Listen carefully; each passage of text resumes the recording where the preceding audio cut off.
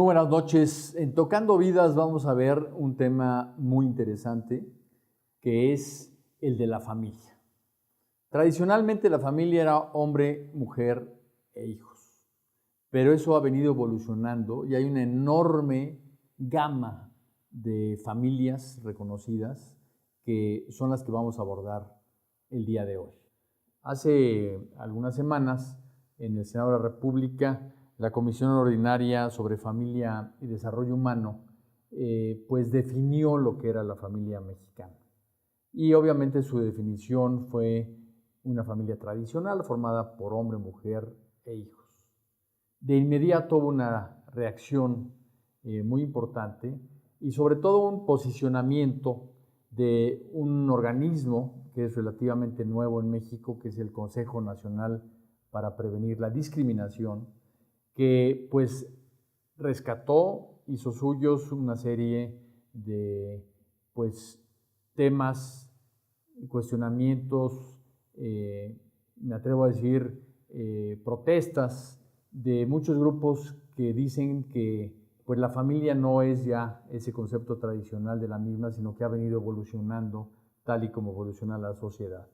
Y para eso el día de hoy tenemos con nosotros a Ricardo Bucio, que es el presidente del Consejo Nacional para Prevenir la Discriminación, conocida como la CONAPRED, a un miembro de su asamblea consultiva y también integrante de la Federación Mexicana de Educación Sexual y Sexología, Luis Perelman, quienes pues junto con un servidor vamos a abordar este interesantísimo tema.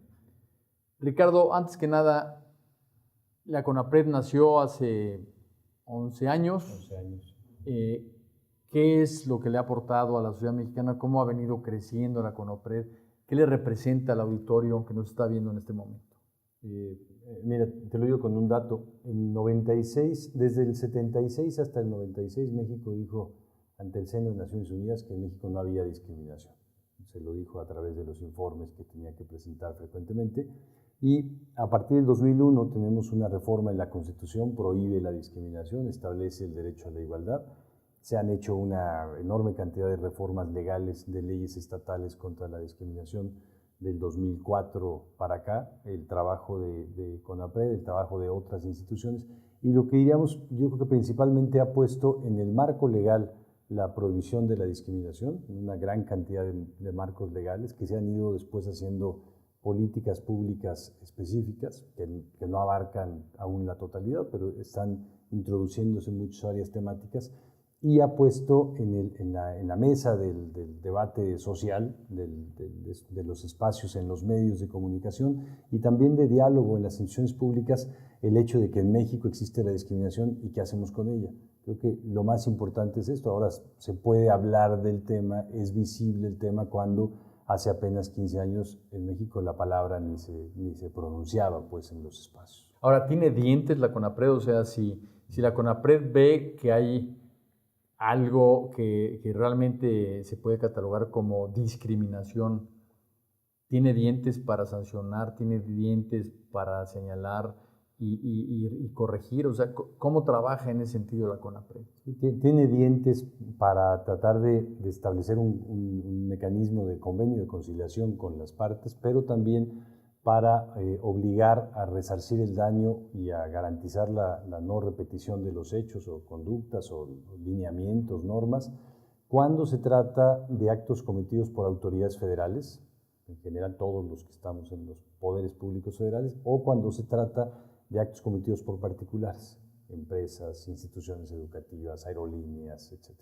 No en el caso de gobiernos estatales o gobiernos municipales. Y Luis, en materia de familia, platícanos un poco, platícale a los televidentes, ¿por qué se despertó esta polémica en el Senado de la República con esa declaratoria de lo que es y debe ser una familia? Preocupó mucho que el senador dijera que solo hay un modelo de familia, cuando incluso ya en la Cámara de Diputados en el periodo anterior ya se define que deben hablar siempre de familias, de diferentes formas de organización de la familia.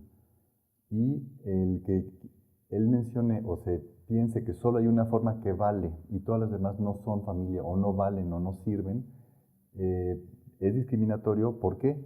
Porque ha evolucionado mucho el concepto. Lo más importante no es quiénes son los integrantes, sino cuáles son los valores que se viven en ese grupo, en ese espacio de apoyo incondicional, de protección mutua, de protección para menores de edad, de compromiso en un proyecto de vida muy claro. O sea, una madre soltera y su pueden hijo tener esos valores. es una familia. Claro, si tienen esos valores, pues afirman los valores de la familia. Y por eso, desde el siglo pasado, pues ha habido muchos rompimientos con esa única estructura desde que se acepta el divorcio, desde que se acepta madres solteras, desde que haya personas que se puedan casar de diferentes religiones o de diferentes nacionalidades, o reconocer que hay personas con discapacidad en la familia que antes se escondían.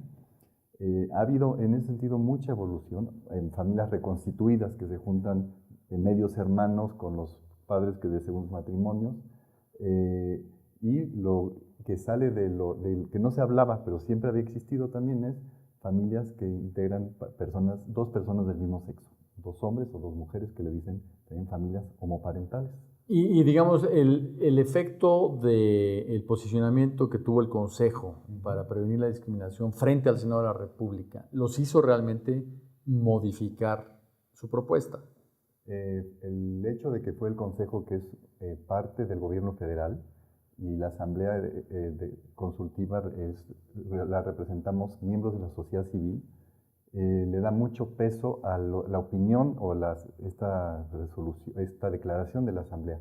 Y no solo fue la Asamblea, sino muchísimas organizaciones, universidades, organizaciones civiles que hicieron declaraciones múltiples, que fue un diluvio, y además para decirle muy claramente al senador, porque era su opinión personal o de esa comisión, de que solo se vale de una forma cuando está yendo en contra de lo que dice la Constitución, de sentencias ya de la Suprema Corte de Justicia, y lo iban a perder de todas maneras, pero por eso tenía que ser así de claro y de contundente, y el hecho que fue muy rápida esa respuesta y muy fuerte, liderada en muchos sentidos por la Asamblea Consultiva del CONAPRED, sentimos que sí tuvo el efecto de que el senador dijo, creo que algo está pasando y no puedo hablar solo.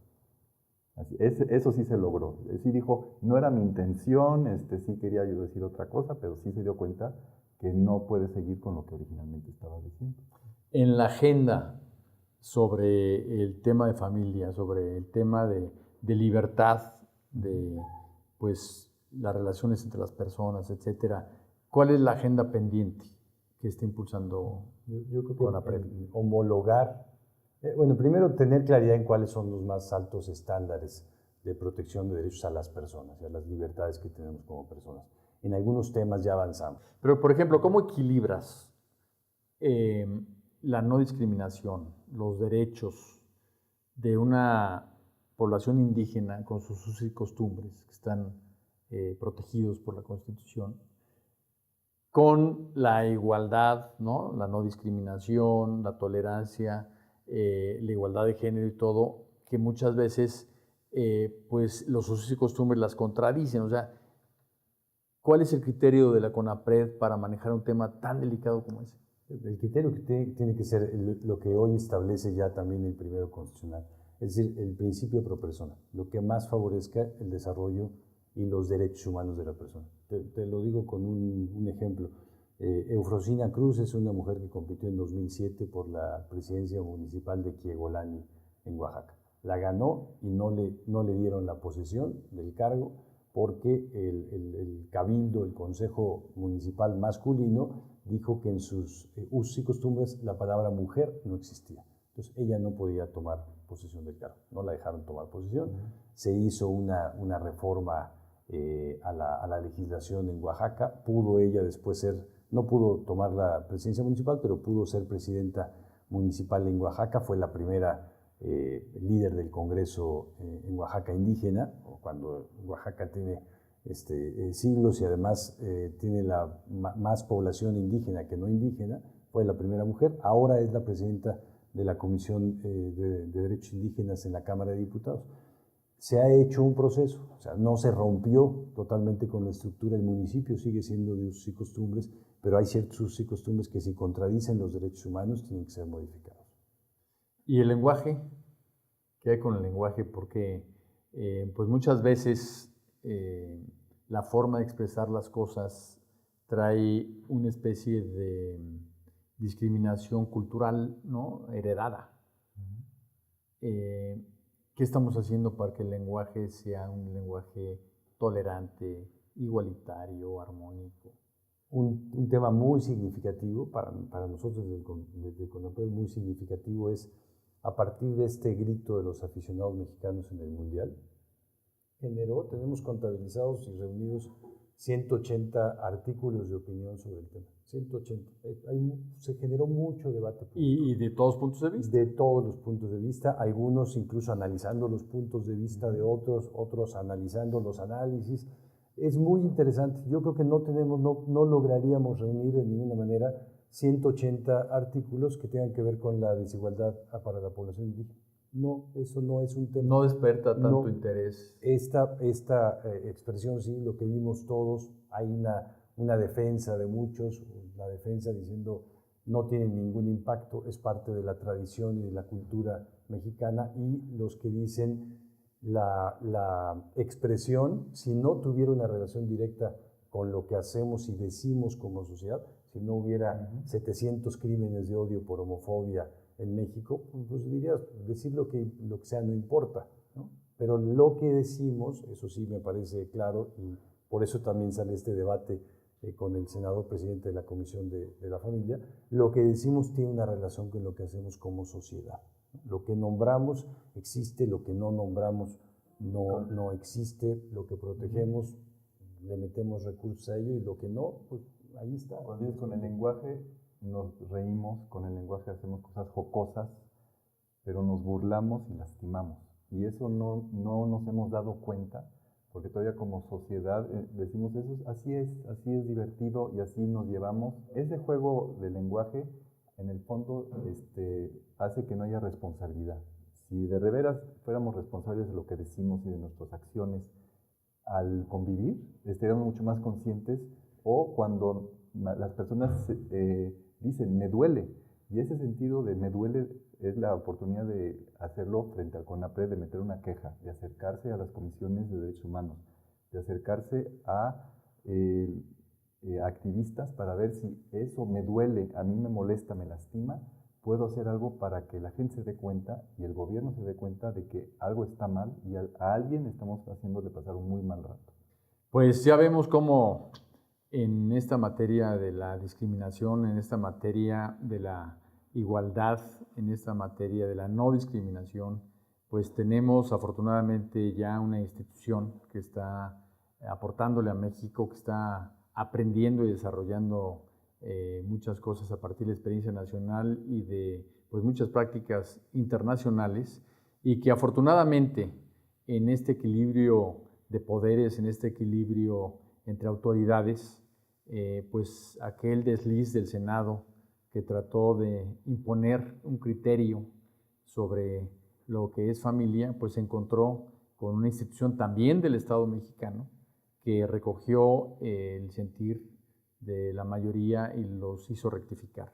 Esto es lo que hace que una sociedad tenga pues balances, que tenga equilibrio, y es precisamente la vocación de la CONAPRED, y esperemos que esta charla haya sido para usted pues algo que le haya permitido aprender sobre este México que trata a marchas forzadas de modernizarse y de crear una sociedad nueva.